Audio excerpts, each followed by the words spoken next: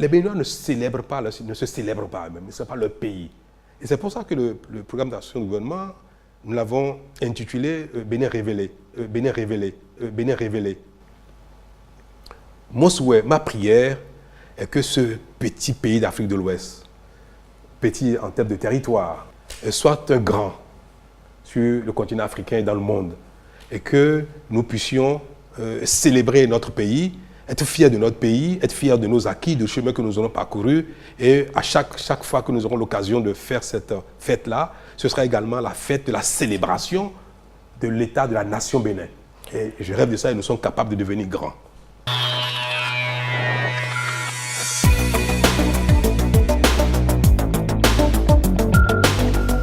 Ces biens uniques et exceptionnels dont l'histoire a du mal à être comptée avec aisance dans leur milieu actuel de rétention, n'attendent qu'à être retournés dans leur environnement naturel en vue de leur renaissance.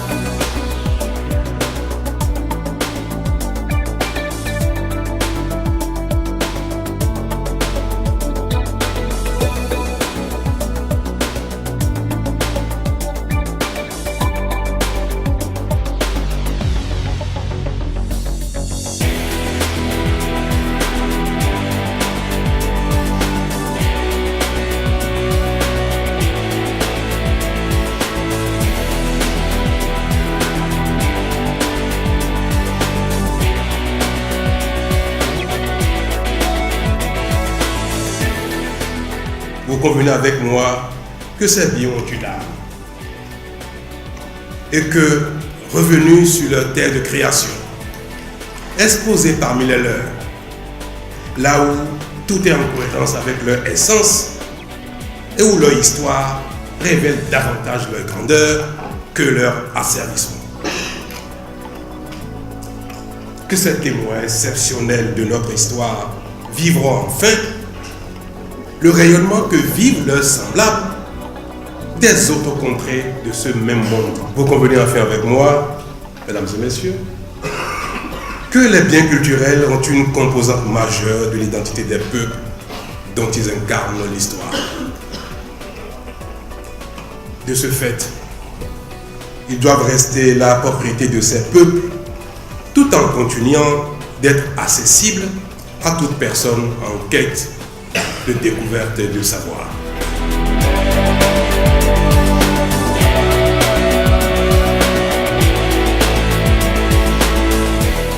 Au cœur de cette offre touristique diverse que nous avons, du safari au balnéaire, il y a le patrimoine historique et culturel qui fait la singularité de la destination Bénin.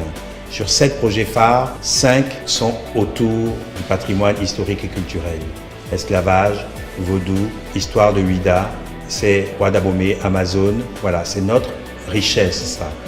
Et voilà pourquoi le gouvernement a décidé d'investir de manière très importante. On sera le seul pays d'Afrique à posséder 5 équipements muséaux culturels de cette envergure-là. Il faut qu'on prenne tous la mesure de cette chose-là. C'est parce qu'on y croit et qu'on sait que là, nous tenons vraiment notre force et notre singularité.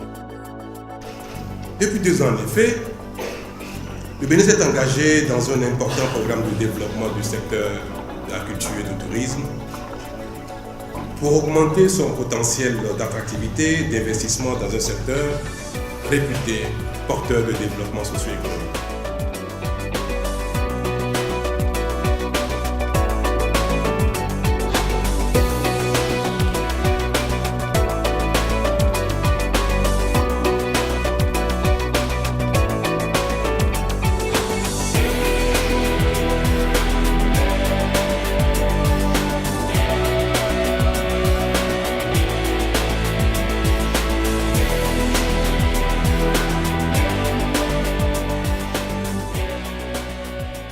Donc notre mission maintenant a démarré depuis près de 16 mois déjà, sans que personne n'en sache rien.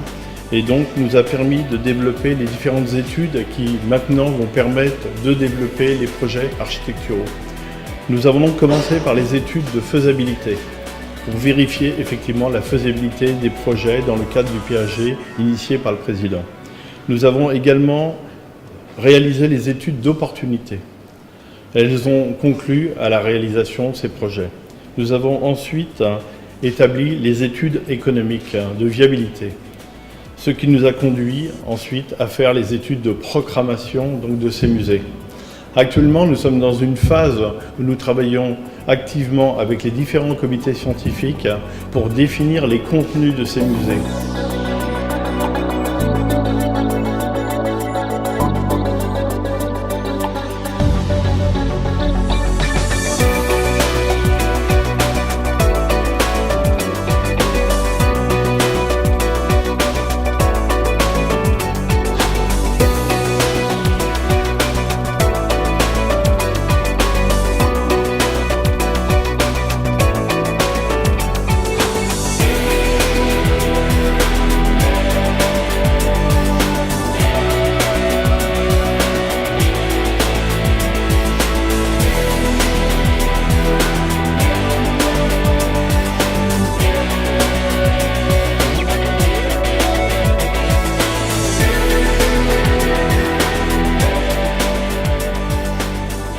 Comme vous avez pu vous en rendre compte, que tout a été bien planifié et dans les moindres détails. De dire que le chronogramme a été pensé et qu'il est réaliste et que nous avons challengé les architectes sur chaque semaine de ce chronogramme. Parce qu'il y a des délais qui ne sont pas tout à fait ceux que nous aurions souhaité. Je préfère le dire ainsi, monsieur le maire me comprend mieux. Mais soyons heureux que ces projets aient été conduits avec une bonne phase d'études qui pour l'ensemble finit en 2018, décembre. Que ces projets aujourd'hui en termes de mobilisation de financement ne souffrent d'aucune difficulté et que ces projets rencontrent l'adhésion aussi bien des élus locaux que des populations à la base dont ils sont les représentants. Et donc il ne me reste plus qu'à dire, chers amis, acteurs témoins de la transformation du Bénin, au nom du président de la République, au nom de tout le gouvernement, au travail.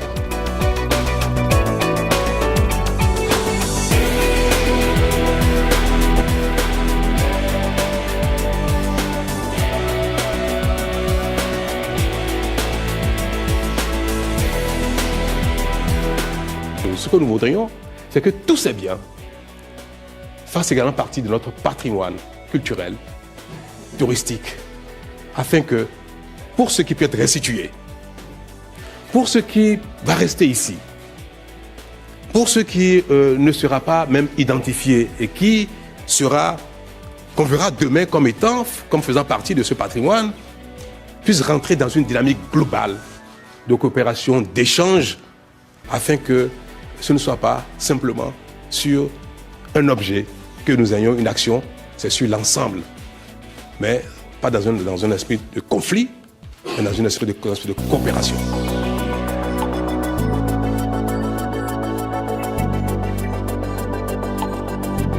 Mais je pense qu'il y a aussi certaines œuvres sur lesquelles la problématique est parfois plus aisée. Il y a aussi des pays qui sont plus avancés que d'autres dans cette volonté, ce qui est le cas du Bénin et qui fait que j'ai souhaité que, pendant même que cette mission expertise un cadre d'ensemble, nous puissions envisager justement une décirculation de certaines œuvres d'art, peut-être plus simples, dès cette année. C'est d'ailleurs dans cet esprit-là que j'ai souhaité voir ces œuvres circuler, pour certaines être restituées, pour d'autres être prêtées. Il faut pour cela qu'il y ait un cadre. C'est le but de la mission Savoie-Sarre. Pourquoi? Un cadre pour que ces œuvres soient protégées. S'il n'y a pas les conditions de bonne conservation, s'il n'y a pas les professionnels pour les protéger, s'assurer qu'il n'y aura aucun trafic, qu'il n'y aura aucune attaque, qu'elles ne seront pas perdues, nous ne ferons pas notre travail collectif. Et donc, il y a là un cadre de partenariat scientifique, muséographique, culturel, qui doit être construit. C'est l'objet de cette mission donc, qui se déroulera durant l'année.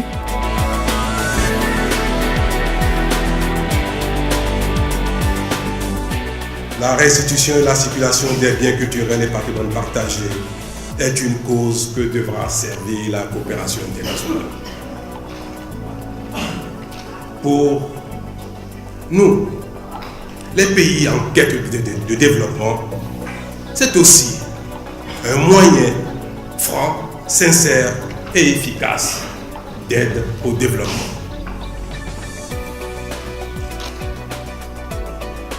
Le retour des biens culturels dans les pays